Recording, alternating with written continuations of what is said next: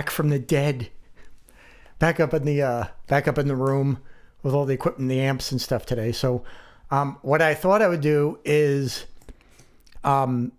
visit some technology that may be new to people or may not be new to people. I don't know.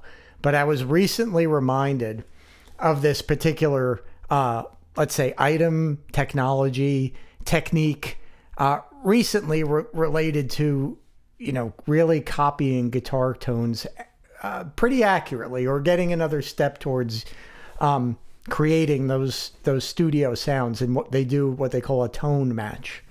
So I've never used this before. I've been meaning to sort of experiment with it. I kind of felt like it was cheating, but I'm figuring sometimes if you cheat to get someplace, you can figure out another way of getting there without cheating, right? So it's sort of like, I don't know, like in the gym, if you can have someone help you pull the weight up and then you kind of just struggle with it to go down, you can eventually get there faster than if you struggle all by yourself. So let's visit this. And so what I'm going to try to do is start experimenting today, at least, with this tone match kind of software idea. We'll be getting into GarageBand and looking at the software, but I'm going to be using something called the Fab EQ, I think is what it's called. It's a popular, fairly powerful equalizer suite, so to speak, of different kinds of EQs that you can use. Very powerful, very variable bandwidths, cues, multiple points, and it has a feature in it that's called tone matching. So without further ado, let's get into GarageBand and see what this stuff looks like. We're in GarageBand and I have a few tracks lined up, the microphone input. I've got 2 guitar inputs. I have a scratch track, or rather isolation track of Panama, of Eddie's guitars isolated. And then I have 2 versions of white noise, just plain white noise that's loaded into the project itself. And then I recorded white noise, the same signal going through the amplifier. So I'm using the Marshmallow right now. And I'm using the Charvel with the custom in it right through the amplifier into the aux set on a greenback punch setting. So I loaded some white noise through the amp right there. So let's listen to. This is the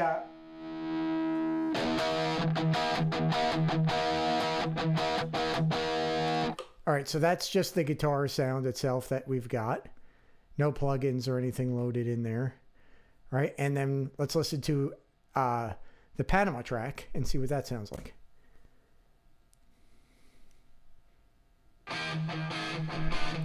Right?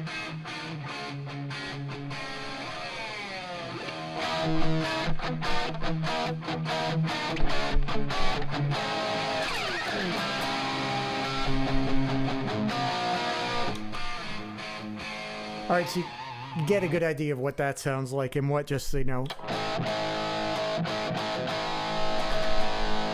So that's a good sound, right? Sounds like the Marshmallow going through 412 cabinet. So what some people do is they record along with the original track and then run this FabFilter Eq-match through it. But what I wanted to do, which I think sounds pretty cool, is the amplifier with white noise. So this is what it sounds like.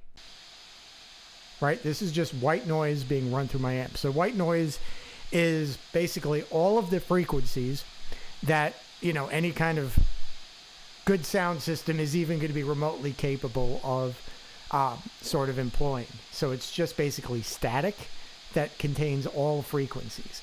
So I figured that would give us a pretty good sonic imprint of what the Marshmallow could sound like. So it seems to work okay. So let's try doing the tone match right now. So what you want to do in order to do that is you wanted to load the FabFilter. So we go into the Panama track first and we go into plugins and we load in this Pro Q4, right, which is the FabFilter Pro Q4. So now it's activated on the Panama track. And then we go to the white noise track. right? And we're going to load the FabFilter Pro Q4. Okay, and that in a sense links the two signals together. Now to match the two, you go down to this little button here and press on it. And then you have some little drop downs. And then we have Eq-match. So we're going to select that. And then you're going to reference this to another track reference. So we're going to use the Panama track as our reference. All right, and then when you're ready to, you hit the record button. And what you'll see is that the two signals will show up in this audio graph, and you'll see them trying to match each other. And then when it stops really moving a lot, you know you're pretty much done or close, and then you can hit the match button. So let's just start doing the match.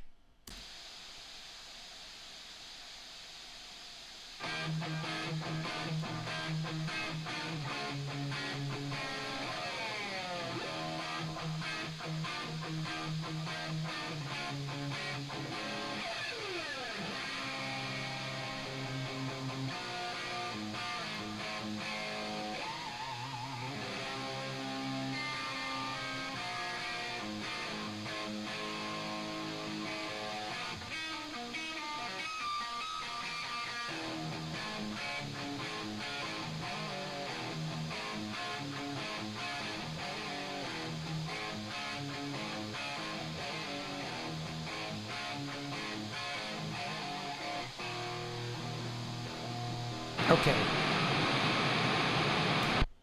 All right, so we've done the match. So now we have this is the sort of all the EQ points that were changed, right? So you can look at all these and see what it is. So let's just save this real quick because I'm going to mess with it a little bit. I could possibly screw it all up. So let me just save it. I've done some tests already, as you can see, just so I don't do a complete idiot sort of like deal here. So that's pretty good for me to do. White noise tests. All right, so that's what we got for this. Now you can see all of these points here, and when you click on them, all right, get out of this. So we'll mute this channel, we'll mute the Panama channel, we'll go into a guitar channel, and there we go. Now for here, we're going to add the Pro Q again. All right, and now we're going to apply this EQ setting to the actual track. Now you see all the different Q points, right? All the different frequency and Qs. So you can see we have a bump here at 24 hertz, 4 decibels at 1.76 Q, right? Some cuts, some spikes, a very kind of complicated sort of, EQ setting with a lot of variable Qs and boosts and cuts. So let's see what it sounds like. Let's just hear it.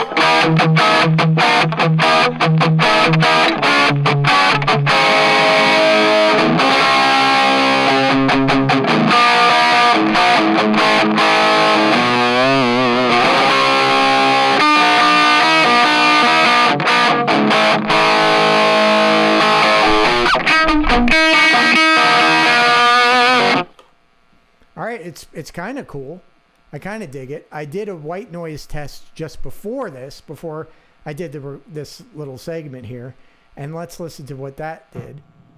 All right, so you can see when you run it, sometimes it comes up with different kinds of things, right? So listen to this. I'm a little blown out here. Let me back off the input.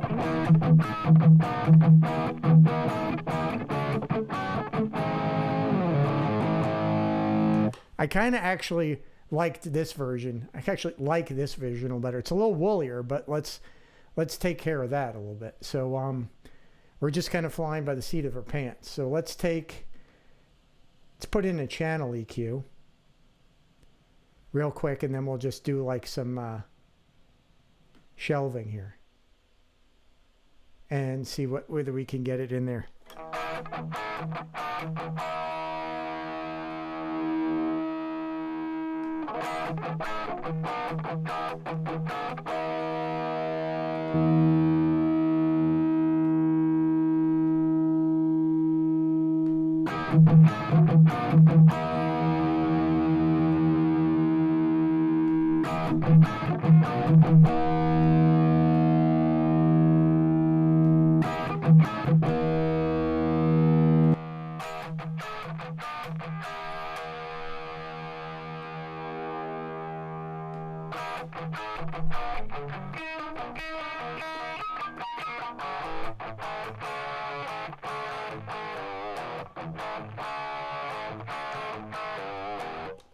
That doesn't sound bad. Let's see if we take it a little bit more top end and see what we get there.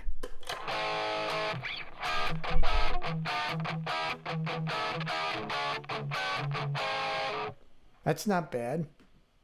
We could use, you know what we could use? We could use the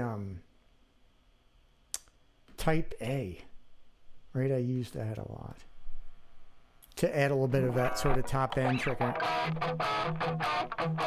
Nah, it doesn't work. Let's get rid of that. Let's go back to the channel EQ.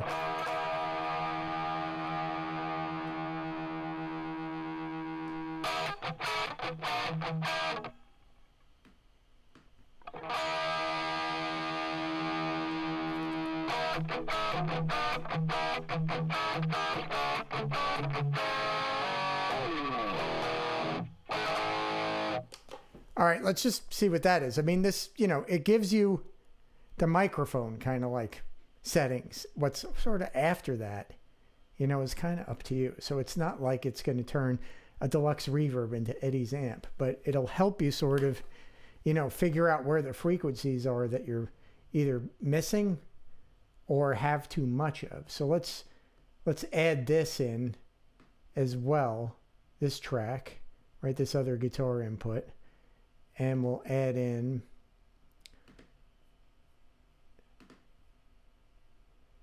let's see what happens if we combine the two. That might be interesting. So white noise test 2 for this one. So let's see what we got here.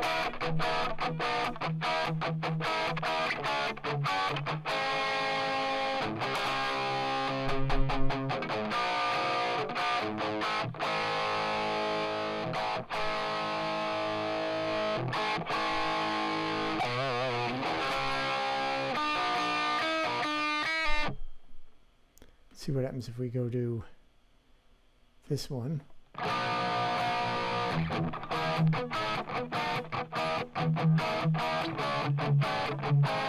right, let's leave it at that. Now let's see if we can add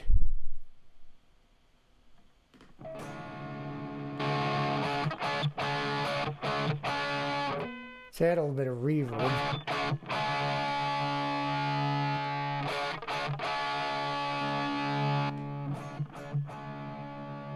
So that adds a little bit of the bottom to it. Let's try that on the just on the master so that's a little bit easier to control. Let's do platinum verbs. I think I made, yeah, a Panama kind of verb a while ago. Turn it on.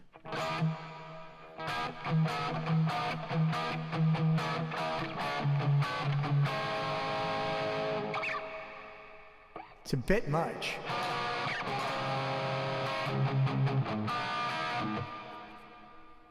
All right, let's bring it down to wetness.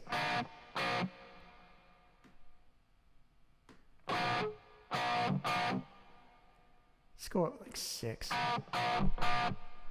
I mean, I think what Ed was using in that studio, I think he had some EMTs, but I always saw that like lexicon in there, which was, you know, a digital kind of thing.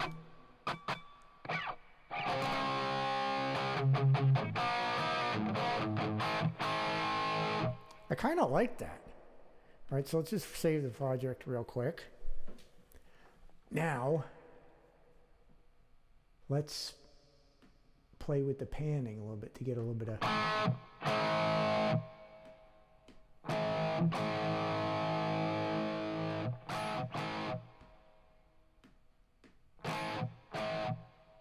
Nah. How did we have it set? Is it more like that?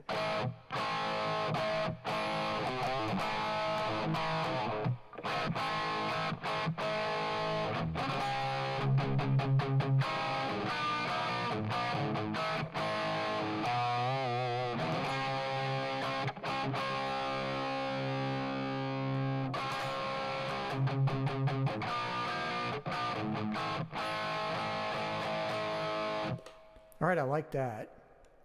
Now maybe we could do that stereo spread thing. Where was that? Imaging, stereo spread. Okay.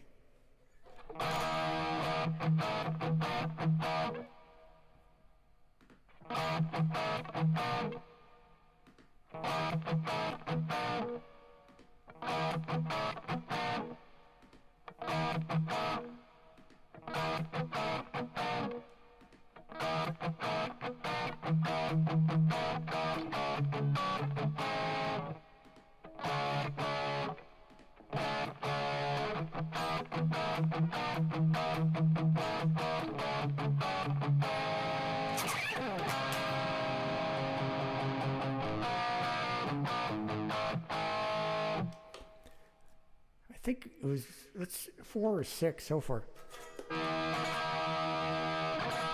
That's not bad.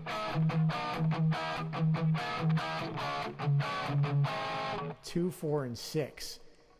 We're getting into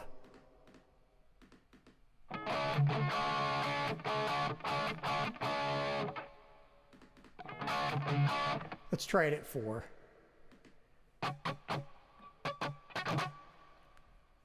Now, if we were to put the type A on everything, let's just see what that does for the hell of it. There we go.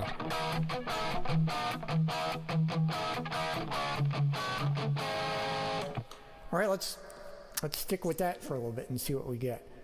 All right, so let's get out of, just leave it like this.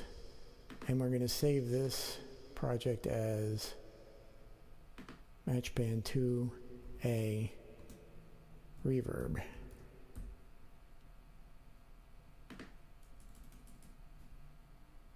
All right, so there we go. Let's go back into the room. That is actually, I think, pretty interesting. I think it's going to be having a lot of fun with this plugin, and maybe learning what to do to kind of do it manually, right? And maybe get it even a little bit more naturally without using sort of like a tone match. I can look at the different cue points that this is picked out and, do it in another equalizer program, just bringing it up and down, matching the cues, matching the frequencies, matching the dB.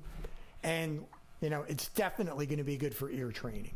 There's no question that using this thing is going to, really help you train your ears as to what frequencies you're hearing when you're listening to guitar sounds or any sounds like that at all. So I think this is going to be a lot of fun to mess with, and I'm kind of excited about it, to tell you the truth. So I just wanted to listen to it a little bit. So just play it for a second. So bear with me with the clams here. I apologize for those in advance, but just want to listen to it.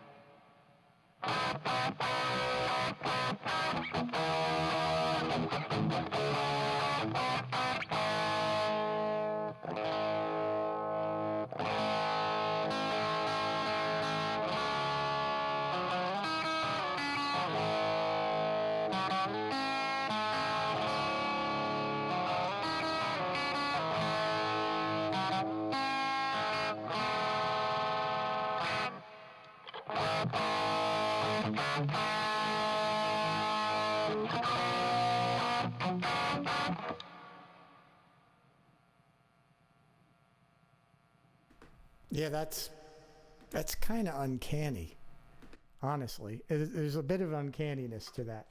So I'm actually kind of excited to start doing it for the other albums, right? That you could do it for 1, 2, all of them. Get the isolated track, throw it up in there, do the EQ match with the white noise through the amplifier, and then you've got pretty close. It's cheating in a way, yeah, but it can actually help you learn at the same time. So this is something I think I'm going to be interested in and playing around with for a while. I'm actually kind of excited about it. All right, so also walking around the premises a couple weeks ago when I found the little guitar, we can match that too. I found like all kinds of other guitar projects that had been started, a decade or more ago.